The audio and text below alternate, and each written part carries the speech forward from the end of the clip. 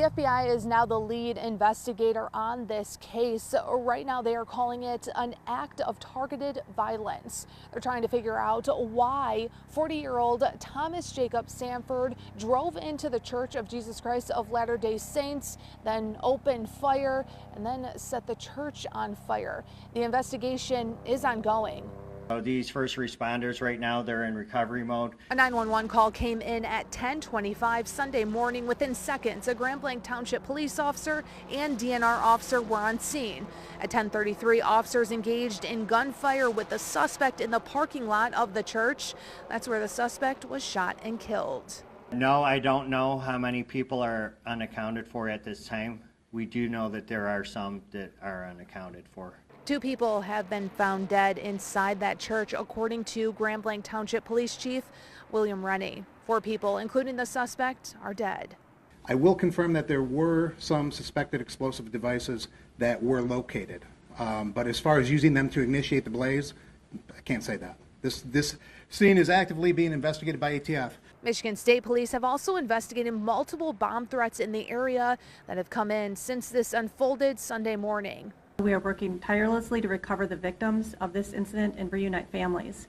Multiple law enforcement agencies are doing this investigation. They also are commending the heroism inside the church. The community should remain vigilant, and anytime they see something suspicious, they should report it immediately. The heroism that we saw today, the people who responded in such a valiant way to protect the others, both law enforcement, fire department, EMS, everybody did an excellent job working together to keep people as safe as they possibly could. The FBI is asking anyone who might have information to call them and provide any tips to 1-800-CALL-FBI. You can also submit those tips online. They are working tirelessly to identify everyone who might still be inside that church. The investigation is ongoing right now to find out why this happened. For now, reporting in Grand Blanc Township, I'm Courtney Bennett. As I said, I'm here as the governor, but I'm also here as a fellow Michigander whose heart is breaking by another mass shooting in a place that is supposed to be defined by togetherness and a close-knit community here in Grand Blanc. As a state, we know the pain of this too well. We've seen gun violence in our schools, stores, parades, festivals, and our houses of worship. These are places that we go to feel connected, to feel safe, to be together. But today, this place has been shattered by bullets and broken glass. And this might be a familiar pain, but it hurts all the same. Every time. We cannot keep living our lives like this. I know that this community is reeling right now, and I want you to know that the state of Michigan has your back. Your grief is our grief. Update on what we have had is we had a total of 8 patients at Henry Ford Genesis from the ages of 6 to 78. 5 were gunshot wounds and 3 were smoke inhalations. 2 of the smoke inhalations have been discharged. 1 is still intubated at this time. For the gunshot wounds, 1 had sustained gunshot wounds, multiple to the chest and abdomen. It's in critical condition. 1 had to the abdomen, as in critical condition still, but mostly stable. 1 of the victims did die in the emergency department. 1 child came in, was stabilized, and then transferred. And then there was another gentleman who had a gunshot on the leg.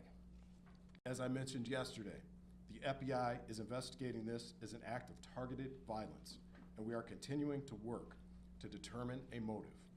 In the past 24 hours, our investigative squads and specialty teams have been out all night, exhausting leads, some of which have been coming in from the public via tips. Our special agents, victim specialists, child advocate forensic interviewers, and local partners have interviewed over 100 victims and witnesses to date and are continuing to interview individuals as we speak. Our Evidence Response Team, or ERT, which is a specialized team of special agents, intelligence analysts, and professional staff, are trained to process crime scenes and collect evidence. They were out all night and continue processing the scene as we speak. From ATF's perspective, I would encourage the community not to travel by the church. those roads have been blocked off and access is controlled. While that might be a little disheveling for folks, we need that scene security for our investigators as they dig out this scene. So with that in mind, that's our ask for the community. Evil. This was an evil act of violence. That's exactly what this was. And this is not Grand Blanc. This does not define Grand Blanc and who we are. We are a community, and I am confident that together we're going to build a stronger community due to this incident. Mark Boyle is following the latest for us right now at the live desk. Mark, we know police were quickly there on the scene. Crews right now still searching through that debris for possibly more victims. That building, I mean, partially collapsed in that fire. You can see why it partially collapsed. Jan, looking at the video here behind me, it was a massive fire.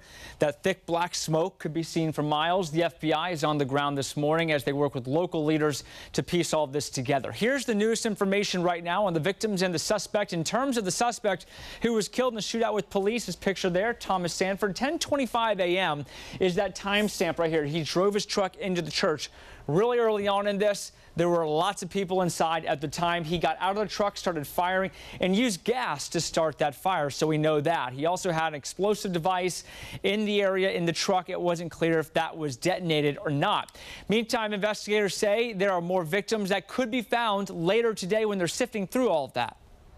The entire church has not been cleared because it's a total loss due to the fire. So these first responders right now, they're in recovery mode. They're trying to fight through all the debris from the fire.